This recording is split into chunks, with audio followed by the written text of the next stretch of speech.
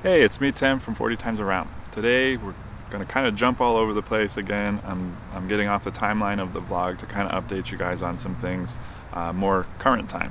And one of the other questions other than tires that I've been getting quite frequently is what I've done in terms of maintenance over the last 40,000 miles that since I left home, and I've been traveling around full time. I did work out to just about 40,000 miles to current times. My bike is at the shop right now getting some work done, and I'll fill you in on what's happening with that. But I did want to just quickly go over all the maintenance I've done in the last 40,000 miles because I've been getting that question quite frequently. So I'm going to run down all of the maintenance I've done over the last 40,000 miles right after this.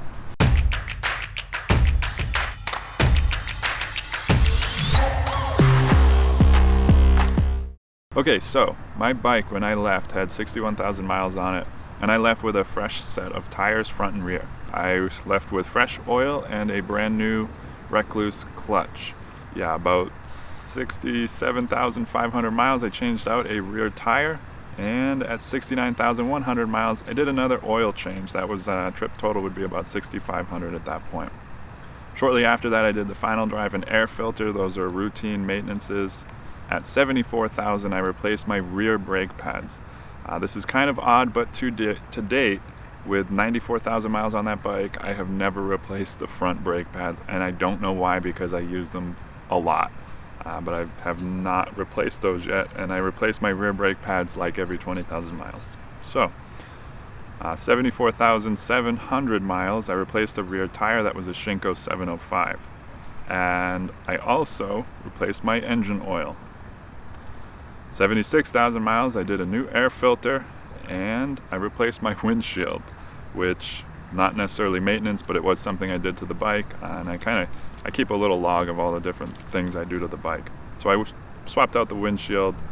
That was after my little incident in Idaho. At 77,777 miles, I replaced a front tire. The old one was starting to separate. It wasn't actually at its wear limit yet, which was kind of annoying because I probably would have gotten another 3,000 to 4,000 miles out of it.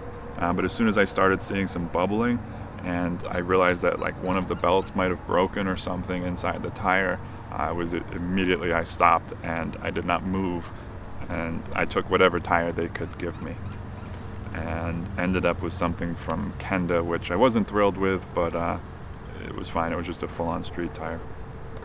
So 78,000, I dropped the bike off at a BMW shop to have them change my brake fluid, replace my fork seals, and inspect my valves. I was having some issues that were leading me to believe that there was potentially a compression leak somewhere, and the only thing I could come up with, because it wasn't my spark plugs, it wasn't like all the obvious easy things to check, I thought maybe my valves were a little bit out of time. They checked them, everything looked good. I don't think that bike has ever actually needed a valve adjustment, but I have had them check it pretty much every time. Not every time it's due, but like I probably had them check the valves at least 3 times. That's not something I do myself. 78,100 miles, final drive oil. 79,100 miles, I did engine oil again. At 79,500 miles, I plugged the rear tire. At 80,000, I replaced the rear tire, so just about 500 miles later. And I replaced it with an Anarchy Adventure. At 84,000, I did an oil and final drive change. And at 85,000, I did another air filter, changed out the spark plugs, and a bunch of stuff like that. Also, my oil change I did a few thousand miles after that.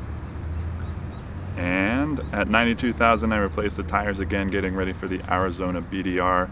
And one other thing that I realized I forgot to write down here, and that probably happened about 30,000 miles into the trip, and that was I was starting to get a little bit of chatter from inside my clutch. I opened it up, pulled everything out, and kind of looked at it. I had one of the friction discs was just it had a little too much free play in it. And so I called Recluse, told them what was going on. I told them I was on a trip, and I'm actually really happy to report, I'm not sponsored by this company, but I was so impressed with how their customer service was. So I told them what was going on. I said, hey, I'm in the middle of this trip. This plate is looking weird, and I don't know what's going on. He said, send me a video of it. So I did. And he said, okay, yeah, it's not supposed to be doing that. We're going to overnight you the disc that you need, just the one plate. And if you could please, when you're done with your trip or where you get to somewhere where you can replace your clutch, we'd like the whole assembly back so that we can see what's going on with it. This is a relatively new clutch. Recluse just came out with this for the water-cooled Boxer at the beginning of last year, I think.